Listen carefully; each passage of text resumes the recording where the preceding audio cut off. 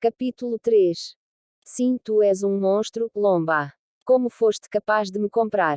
Não digas besteiras, Ueza. Tu devias cuidar desse pé. Olhou para o pé de Ueza evitando aquele assunto.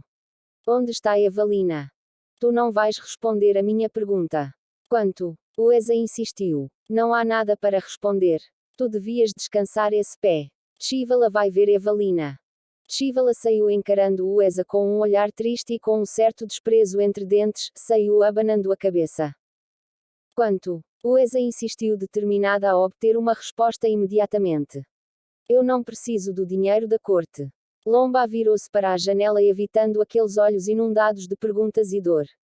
Lomba estava triste. Não se importava com os gados que perdera, mas sim pelas vidas humanas, eram apenas crianças, vidas tomadas por causa da sua obsessão. Naquele momento não sabia se tinha feito o certo, se valia mesmo a pena tê-la de volta pagando um preço tão alto. O que lhe roía os miolos era não saber se ainda o queria, se sentia o mesmo que ele e se sentiu sua falta. Porque não ficou feliz quando o viu e só havia tristeza naqueles olhos castanhos como o mel. Será que não havia sobrado um pouco de amor? Lomba estava com a cabeça dorida por estar rodeado de pensamentos de raiva, dor e sofrimento. De repente sentiu batidas fortes nas costas e quando se virou para impedir, viu Ueza abrir a boca em gritos. Mas não conseguia perceber nada do que lhe saía pela boca e ela insistente continuou a bater-lhe com mais força. Quando a audição voltou, ouviu Ueza pronunciar. Por quê? Diz-me. Lomba amaldiçoou a sua audição naquele momento por ouvi-la novamente. Não tinha cabeça para ouvir aqueles gritos, precisava fazer-lhe calar como. Que rainha mais histérica! Pensou. Quando Ueza ia repetir a batida no peito com as duas mãos, Lomba a segurou pelo braço e apertou-lhe contra si tomando seus lábios num beijo ardente e feroz. Ueza continuou a protestar, mas ele insistiu com a língua penetrando aquela boca doce e quente. Lomba não entendeu porquê, mas a fera acalmou deixando a sua língua mergulhar naquela boca e os lábios provocarem aquele mel delicioso que mais nenhuma abelha produzia por aquelas terras. Para além de mergulhar naquela boca, a sua mão atrevida desceu sobre a cintura de Ueza acariciando com muita saudade e apertando-a contra si acordando o monstro que tinha por debaixo das calças. Ueza não mais protestou até que. Senhor, Evalina ficou estática na entrada da porta chamando a atenção dos dois. Ueza finalmente voltou à realidade quando ouviu Evalina e envergonhada, arrumou o cabelo e a roupa saindo apressadamente para o quarto. Lomba encarou Evalina coçando a cabeça em gesto de desespero, confuso, triste e feliz ao mesmo tempo. Não deixa que saia daquele quarto sem o meu consentimento, ouviu. Bem. Sim, senhor. Evalina imediatamente saiu ao encontro de Ueza. Lomba ficou estático, com a cabeça dando voltas. Era um misto de sentimentos porque tinha raiva por não conseguir proteger aquelas crianças inocentes da vingança da maldita corte. Por ter nascido e crescido no Vacucungo como um menino pobre, sabia muito bem as dificuldades que o negro enfrentava e por isso decidiu dar trabalho digno para aqueles pobres camponeses e construir uma escola para os filhos aprenderem que existia muito mais da terra para além das plantações. Lomba não tinha estudado muito por ter pais camponeses e a família era muito pobre. O violão que o pai lhe comprou com muito sacrifício salvou-o da pobreza e vida miserável do campo. Não poder ajudar meninos como ele, fazia-o sentir-se um miserável. Saber que a escola tinha sido queimada e nela, muitas crianças tinham morrido. Culpava-se e atormentava-se de tal forma que era capaz de passar uma bala na própria cabeça, mas tinha ela. Por momentos pensou que ela sentia apenas ódio por ele e que o via como um monstro e assassino sem remorso. Mas aquele beijo que imaginou por tantos anos. Que desejou que nem um louco obcecado, fê-lo ter a certeza que o amor era com ela. O formigueiro que mexeu com o seu corpo há poucos minutos havia ressuscitado de certeza porque não o sentia desde aquele último dia que a teve em seus braços na casinha de confissões do Padre Benedito. O que diabo tinha aquela mulher para o atormentar daquela maneira, para perturbá-lo todas as noites da sua miserável vida? Estava triste e feliz ao mesmo tempo. Por um lado queria matar Terêncio Rosa e seus homens por incumprimento do acordo, por outro, queria subir para o quarto de Ueza e lhe fazer sua de uma vez por todas. Serviu-se de um copo cheio de uísque seco e deu um gole profundo queimando-lhe a garganta. Pensou que a bebida o acalmaria, mas não. Estava a acender ainda mais a chama da paixão, do ódio e da sede de vingança. Lomba, Lomba, Lomba. Ouviu a voz de Shivala aproximar-se do escritório desesperado. Levantou-se imediatamente para saber para que raios o seu nome estava a ser chamado pela casa inteira.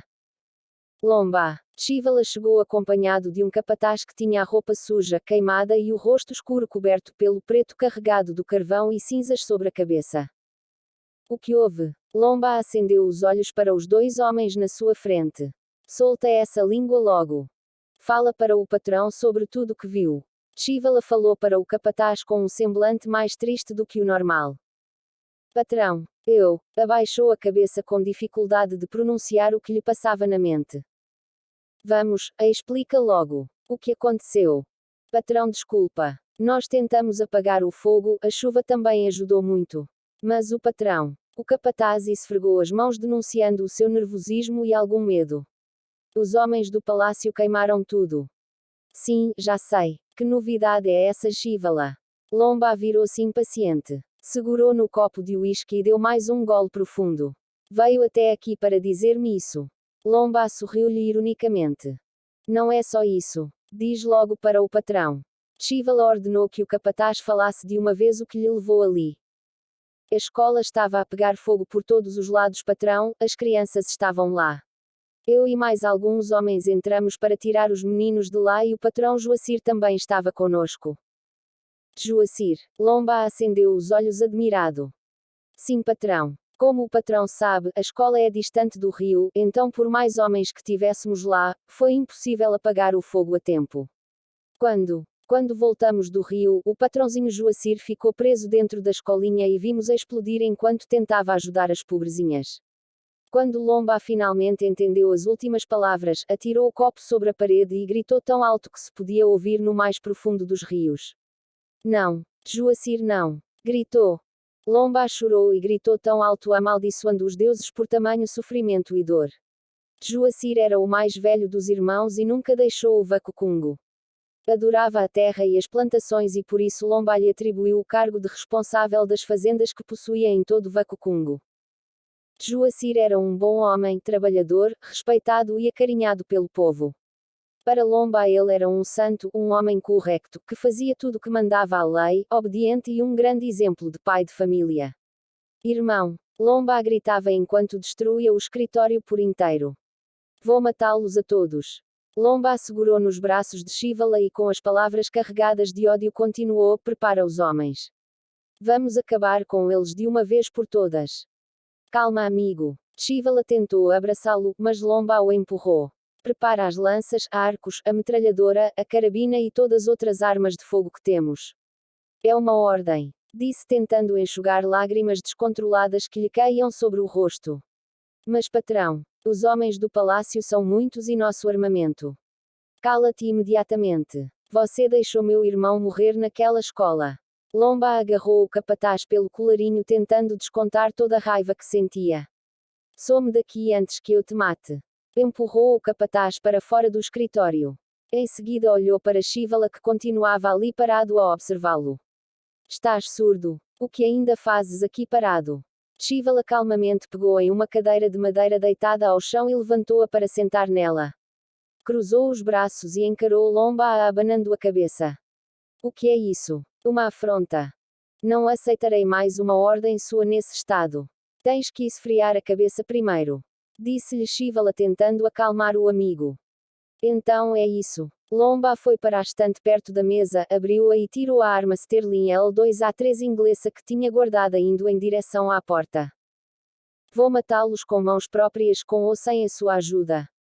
Shivala levantou-se adiantando o passo para a entrada da porta impedindo a passagem de Lomba. Primeiro terá que matar-me. Shivala, sai da minha frente. Lomba coçou a cabeça, irritado, estava a perder a paciência com ele. Tudo bem que eram amigos, mas não lhe dava o direito de desobedecer uma ordem nem de impedi-lo de fazer o que quer que fosse. Apontou a arma para a cabeça de Shivala. Saia, ordenou limpando o rosto impaciente. Mata-me. Shivala não pestanejou. O que tu queres? Que fiquemos aqui de braços cruzados enquanto matam o nosso povo. Que nos calemos como sempre fizemos. Até quando a maldita corte vai sair a ganhar. Abaixou a arma. Morreram nossos irmãos e filhos hoje, Lomba. Eu sei que foi mal. Sempre foi. Mas desta vez não podes esquecer quem começou essa guerra. Tudo começou quando atiraste no filho do rei. Eu não o matei.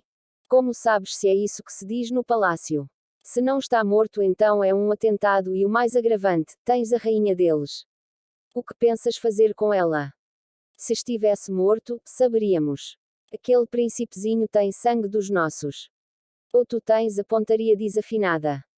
Podemos testar agora se ainda estiveres disposto a morrer hoje. Tens sorte que eu não mato os meus camaradas.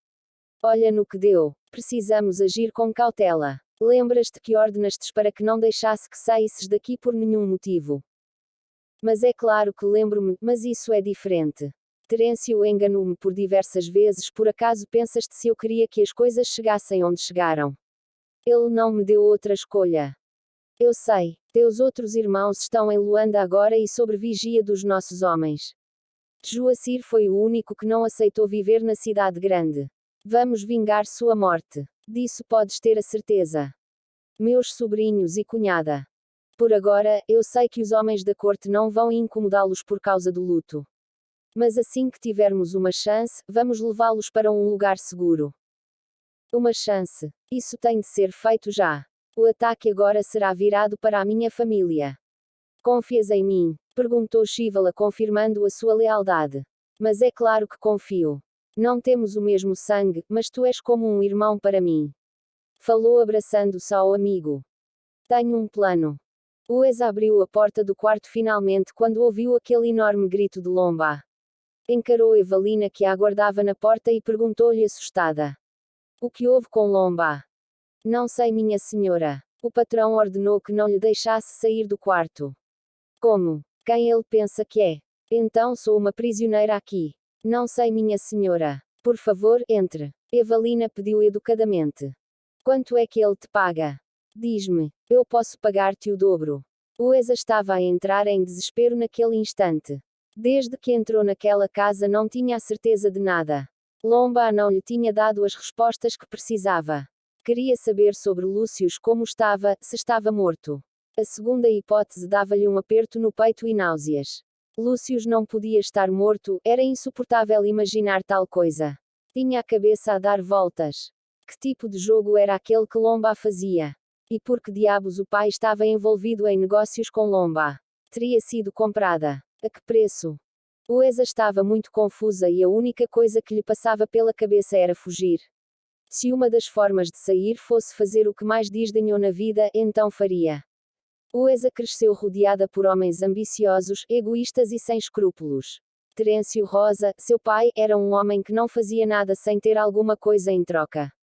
Conseguiu a posição de general por ter oferecido a sua única filha à corte real. Seus 3 irmãos eram iguais ao pai, ambiciosos e egoístas. O único conforto que tinha na família era na mãe. Amália Rosa sempre lhe ensinou a obedecer os homens porque eles mandavam em tudo, mas lá no fundo Wes sabia que a mãe era igual a ela. Uma mulher com desejos próprios, que não tinha medo do trabalho duro e sedenta por liberdade e igualdade.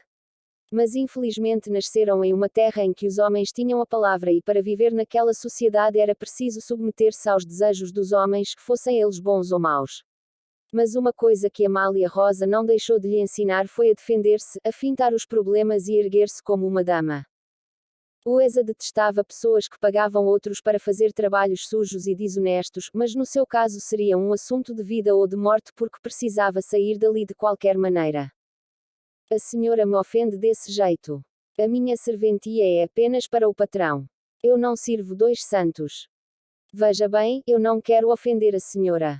Sinto muito, mas entenda. Eu sou Wesa Cristalina Rosa João III, princesa do... Não. Rainha da corte real, eu mando nessas terras. Minha senhora, por favor. Desculpe, rainha. Aqui só fazemos o que o patrão Lomba manda. Como assim? Entenda, eu fui sequestrada pelo seu patrão. Ele atirou em Lúcius, seu rei. Eu preciso sair daqui. Preciso saber se Lúcius está bem. Se sabes de alguma coisa, diz-me. Senhora, desculpe-me, mas eu não tenho permissão para falar sobre isso. Evalina pode sentir o desespero, aflição e confusão que passava na cabeça de Wesa e estavam mais claros no seu olhar. Por mais que sentisse pena e quisesse ajudá-la, não podia. A recompensa que terás te permitirá viver sem precisar trabalhar para o resto da vida. Ajuda-me. Oesa insistia, não tinha experiência nenhuma em corromper pessoas e Evalina também era daquelas duras de roer. Mas ela não tencionava desistir. Decidiu abrandar um pouco. Não estarás a desobedecer o seu patrão, estarás a contribuir para o resgate de uma rainha. Já imaginou o seu nome nos jornais da capital? Evalina salva a rainha das garras de um cantor psicopata. Meu patrão não é sequestrador nem tampouco um psico. Isso mesmo que disse. A senhora precisa descansar um pouco. Olha para esse pé, ainda não está pronto para caminhar. Evalina tentou aproximar-se e tocar-lhe no pé, mas Oesa afastou-se bruscamente. Se não vai ajudar-me, então saia. Desistiu apontando o dedo para a saída da porta. Mas senhora. Sai imediatamente. O patrão. Não quero saber o que ele ordenou. Sai. Oesa empurrou Evalina para fora do quarto irritada.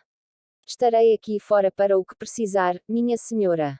Falou Evalina sem importar-se com a forma como foi chutada para fora.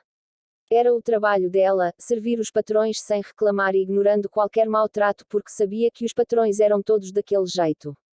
Algumas vezes educados e em outras rudes. Já estava habituada. Oesa atirou-se na cama agarrada a uma almofada e pôs-se a chorar. Choro alto e dórido, pois estava confusa e cansada sobretudo. Sentimentos antigos regressaram para a atormentar. Porque deixou ser beijada por Lomba. Porque sentiu o corpo inteiro estremecer quando ele a segurou pela cintura. E por que raios as pernas perderam a força com aquele beijo? Seria por causa do pé magoado. O que sentiu naquele beijo fez ressuscitar sentimentos que pensou ter enterrado há muitos anos atrás. Pensava apenas em sair dali porque senão ficaria louca. Louca de paixão, louca por ele, e perderia o juízo por completo. Afinal já tinha sido coroada a rainha e precisava lutar para sobreviver tal como foi ensinada. Tudo faria para conseguir escapar e ver Lúcius, sobre que condições fossem, começando por elaborar um plano. Não a manteriam ali como uma prisioneira, não permitiria. Como iremos justificar a explosão naquela escola? Dei ordens para queimarem as fazendas daquele vagabundo, não as crianças. Disse-lhe João III para todos ouvirem. Estavam reunidos mais uma vez depois da explosão da escola, que virou manchete nos jornais da capital. O rei ordenou que queimássemos tudo, a escola também era dele, não sabíamos que aquelas horas havia crianças dentro. Claro que não sabias. A tua cabeça só serve para pôr esse capacete, não foi feita para pensar. Respondeu o rei irritado, dando voltas por toda a sala. Agora o que faremos? Passou a mão na cabeça. Não me arrependo de ter dito que já não servias como rei, mais uma estupidez da tua parte, João, por agir sempre sob efeito de raiva e vingança. Cala-te, Ricardo. O que tu sabes sobre governação? Tu és apenas um rato que vive procurando migalhas para comer. Não aprendeste nada da última vez. João III, irritado, tentou partir para cima de Ricardo, mas o chefe de segurança impediu-lhe, pondo-se na frente. Chega! Não digas mais nenhuma palavra, Ricardo. O chefe de segurança interveio. A imprensa não para de ligar para saber o que houve. Esta tarde chegarão carros da capital para apurarem as informações. Falou um responsável pela área de comunicação do palácio. Tenho uma sugestão. Falou Terêncio Rosa, chamando a atenção de todos. Tens a minha atenção. Respondeu o rei João III, atento. Bem, dado aos conflitos existentes entre os povos desta Angola, podemos culpar um dos movimentos rebeldes pelo atentado à escola. Os membros do conselho puseram-se a murmurar, atentos ao discurso de Terêncio. E mais, é conveniente para nós que seja a outra, são mais rebeldes e difíceis de dominar. Vamos começar uma guerra por difamação. Questionou Lourenço, governador do Amboim. É a melhor maneira de escondermos a nossa culpa. Estando uns contra os outros, faremos com que se matem a todos. Não é o que queremos. Eu gosto da ideia. Pelo bem de todos, essa informação não poderá sair desta sala. Estamos de acordo. Falou João III. Há mais um assunto que teremos que discutir nesta mesa, João III. Falou Terêncio Rosa com um olhar cúmplice para a sala inteira. Que assunto? A tua destituição. Como? Sim, a condição para que limpemos o nome deste reino, espalhando notícias falsas, é que seja destituído. O Conselho já votou para o novo rei, visto que Lúcio não se encontra capaz de exercer o cargo. Vocês passaram por cima de mim para eleger quem? Quem? Qual de vocês pensa que é capaz de governar melhor do que eu, ou um membro da minha família? João sentiu-se traído por todos. Não se trata de quem governa melhor. A nossa cidade precisa de um líder com cabeça fria agora. Respondeu o chefe de segurança. Sempre soube que vocês eram todos umas ratazanas famintas, mas essa traição é muito grande. Se pensam que eu deixarei de governar definitivamente por um voto, enganam-se. Vão ler as leis primeiro. Conhecemos as leis tal como a Vossa Majestade. Desculpa, mas já está decidido. O chefe de segurança aproximou-se de João. Homens. Os soldados entraram na sala quando foram chamados e puseram-se em ordem atrás de João III. O que é isso? Agora vão prender-me? Não. É apenas uma questão de organização. Então como será? A destituição ou o nome da nossa cidade espalhado como assassinos de crianças? Parece que vocês não leram mesmo as leis, caríssimos. João III sorriu para todos eles. Quem escolheram como vosso rei não conhece as escrituras. Para ser rei, deve ter o meu sangue e meu sobrenome. Qual de vocês tem isso? Terêncio Rosa foi escolhido. Tem a experiência e é membro da família real. Falou o chefe de segurança. Terêncio Rosa olhou admirado para Terêncio, que estava sentado à sua direita, calmo e pouco à vontade. Então foi para isso que entrou na minha família. Para governar no meu lugar. Claro que não. Fui eleito pelo Conselho e não pretendo tirar-te o lugar. Não é conveniente que governes nesse estado, João III. Pensas que eu não estou preocupado também? A minha filha não está entre nós tal como Lúcio, que pelo menos está aqui sobre os teus cuidados, mas a minha Uesa. Quem sabe o que aquele marginal faz com ela? Temos que manter a cabeça fria nesse sentido para que limpemos o nosso nome e resgatá-la das garras daquele marginal. Falou Terêncio Rosa, demonstrando a sua calma e frieza para convencer os presentes de que era o candidato perfeito. Vamos encontrá-la. Mas tu não podes ser rei. Eu não posso entregar-te a coroa porque já entreguei a Lúcio. Esqueçamos a lei. Precisamos saber como será, os meus homens precisam acompanhar as operações que estão no meu comando. Se Lúcio está incapacitado, então outro poderá governar temporariamente. Outro que tenha o meu sangue. A ideia de dar a coroa a Terêncio Rosa era a melhor naquele momento, mas João III tinha o pressentimento de que não viriam boas coisas dali. Afinal, conhecia o compadre muito bem. Sabia que Terêncio era inteligente, ambicioso e de que gozava de boa influência. As leis são muito claras e importante para nós, mas precisamos agir com a cabeça se não queremos ver o nosso palácio invadido pelos camponeses para vingar a morte daquelas crianças. Falou Ricardo. Não posso entregar-te. Olhou para Terêncio. Se vocês quiserem podem prender-me, mas eu não vou permitir que alguém me possa dar ordens e destruir um legado que foi construído há muitos anos. Meus ancestrais voltarão dos seus túmulos para amaldiçoar a mim e toda essa terra. Prendam-no, ordenou o chefe de segurança. Os soldados obedeceram e prenderam João III diante de todos. A partir de hoje, Terêncio Rosa é rei de todo Vacucungo. Quem mais se opõe? Ninguém protestou, apenas aplaudiram quando Terêncio se levantou. Obrigado pelo voto de confiança. Não queria que fosse desse jeito, mas João III não nos deu outra hipótese. Agradeço por tudo que fez nessa cidade. Dirigiu o olhar para o antigo rei. Tenha a certeza absoluta que de agora em diante faremos o impossível para controlar a situação e capturar aquele marginal.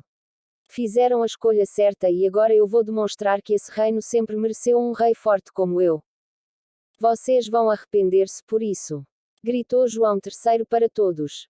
Levem-no para a cela. Ordenou Terêncio aos soldados. Os soldados obedeceram, levando João III a caminho da porta, que não deixou de lutar e protestar em nenhum momento.